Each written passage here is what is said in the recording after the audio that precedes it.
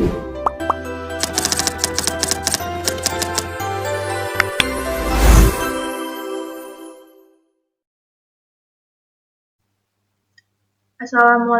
warahmatullahi wabarakatuh. Saya Chania Gemelestari, NIM 70124164 dari kelas 3F Prodi Sistem Informasi. Di sini saya ingin memenuhi tugas akhir untuk mata kuliah Interaksi Manusia dan Komputer. Langsung saja, saya akan sampaikan apa itu IMK atau Interaksi Manusia dan Komputer. Definisinya adalah studi tentang bagaimana manusia berinteraksi dengan komputer dengan fokus pada perencanaan antarmuka yang efektif, efisien, dan memuaskan bagi pengguna. Lalu desain antarmuka ini mencakup aspek-aspek seperti tata letak visual, navigasi, dan elemen interaktif yang memungkinkan pengguna untuk mengoperasikan sistem dengan mudah. Dan yang terakhir ada pengalaman UX. IMK juga sangat berkaitan dengan UX, memastikan bahwa pengguna sistem tidak hanya fungsional, tetapi juga menyenangkan dan intuitif. Dan mengapa IMK itu penting? Berdasarkan dari tujuannya, meningkatkan usability, membuat sistem mudah dipelajari dan digunakan, meningkatkan efisiensi yang memungkinkan pengguna menyelesaikan tugas dengan cepat dan akurat, meningkatkan kepuasan pengguna, menciptakan pengalaman yang positif dan menyenangkan, mengurangi kesalahan, mendesain antarmuka yang meminimalkan potensi kesalahan pengguna. Lalu dari manfaatnya, dengan IMK yang baik, perusahaan dapat mengurangi biaya pelatihan, meningkatkan produktivitas karyawan, dan menarik lebih banyak pelanggan karena produk yang intuitif dan mudah digunakan.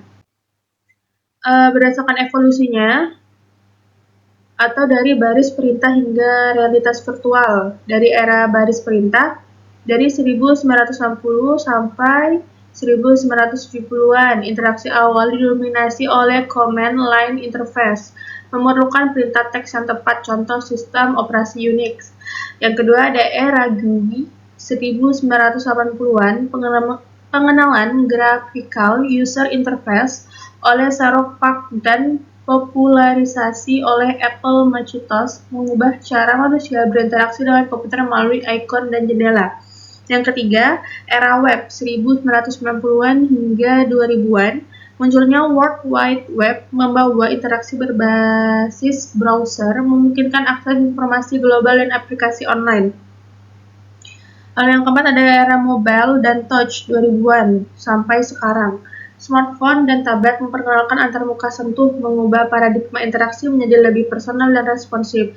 Dan yang terakhir, era AI, VR atau AR, masa kini dan depan.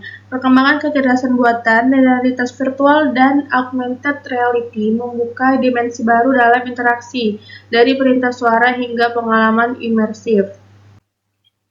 Lanjut, dari pilar IMK, komponen utama pembentuk interaksi ini.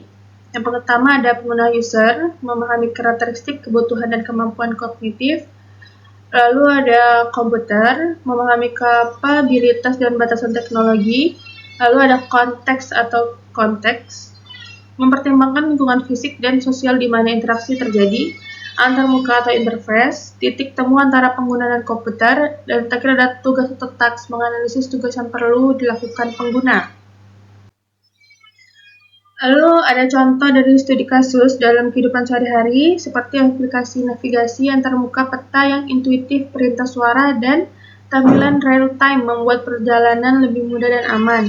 Lalu ada sistem rumah pintar, kontrol perangkat rumah melalui aplikasi atau perintah suara.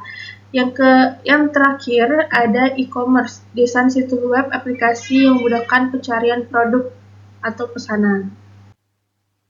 Nah, IMK di masa depan, interaksi dan kesimpulannya. Jadi, kesimpulan dari IMK ini, atau interaksi manusia dan komputer, akan terus didorong oleh inovasi dalam kecerdasan buatan antarmuka, otak komputer, dan interaksi multimodal yang semakin alami. Interaksi akan menjadi lebih prediktif, personal, dan imersif, menyatu dengan kehidupan sehari-hari kita.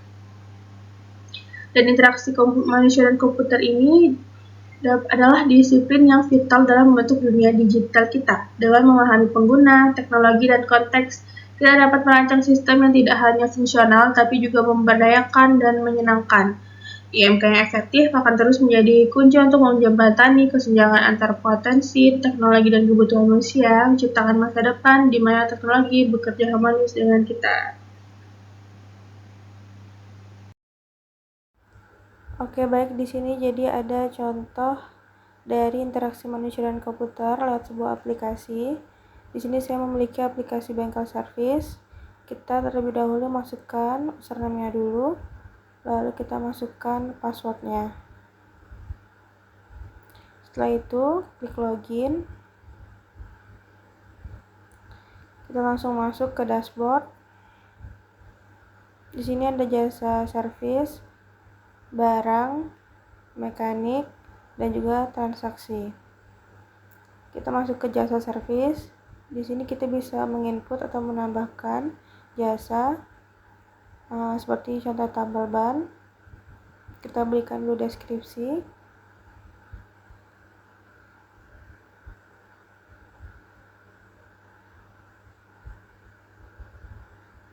Lalu juga kita berikan harga. Misalnya 50.000. Kita simpan. Sudah muncul pada tabel pertama. Bisa pula kita untuk menghapus. Kembali ke dashboard. Kita juga bisa untuk logout. Dan kita pun kembali ke halaman awal tadi. Mungkin hanya itu presentasi dari saya, kurang lebihnya saya mohon maaf. Wassalamualaikum warahmatullahi wabarakatuh.